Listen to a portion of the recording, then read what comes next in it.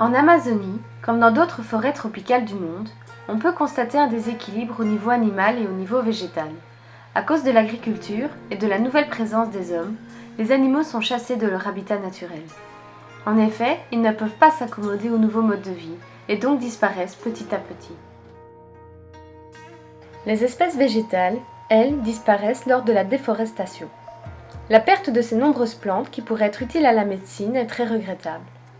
Il faut également savoir que si des plantes disparaissent, cela entraîne une disparition des espèces animales qui se nourrissent de celles-ci. L'exemple le plus marquant est le panda de Chine, qui est à cause de la déforestation, une espèce en voie de disparition. À l'heure actuelle, 50 000 espèces animales et végétales disparaissent chaque année.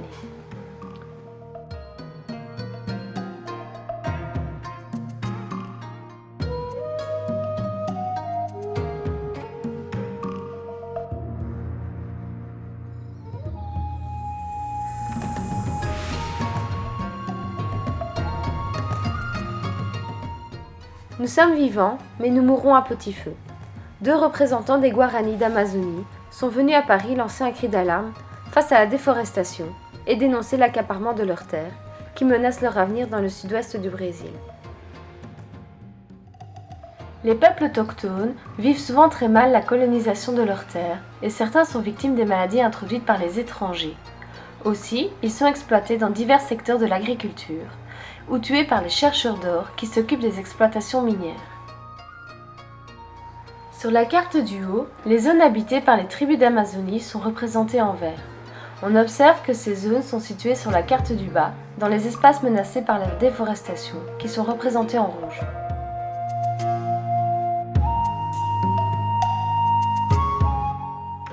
En 1500, plus de 9 millions d'autochtones peuplaient l'Amazonie.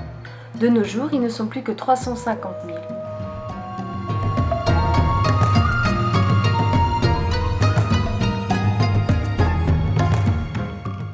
Le feuillage des arbres protège le sol de l'érosion causée par le vent et l'eau. En effet, celui-ci peut ralentir la vitesse du vent de moitié. La forêt protège aussi le sol des intempéries. L'eau des précipitations et la force du vent provoquent des ruissellements d'eau qui érodent le sol et le rendent de moins en moins fertile. La forêt est donc un bouclier efficace contre l'érosion du sol.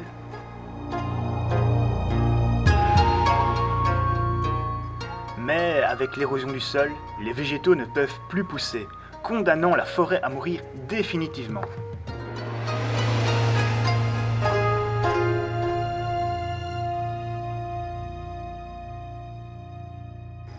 Plusieurs régions du monde sont ainsi détruites, modifiant considérablement le paysage, comme en témoigne cette image comparant Haïti et la République dominicaine, encore recouverte de forêts.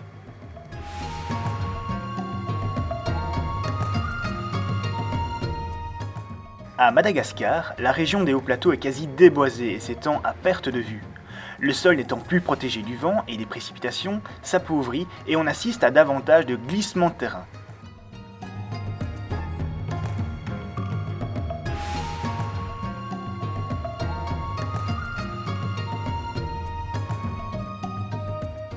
Les forêts tropicales jouent un rôle important en enfermant le carbone de l'atmosphère dans leur végétation grâce à la photosynthèse. Le sol et la végétation des forêts du monde contiennent environ 125% du dioxyde de carbone. On obtient l'effet inverse lorsque les forêts sont brûlées, abîmées ou déboisées. Elles relâchent dans l'atmosphère environ 2 milliards de tonnes de dioxyde de carbone par an, ou 22% des émissions anthropiques de dioxyde de carbone.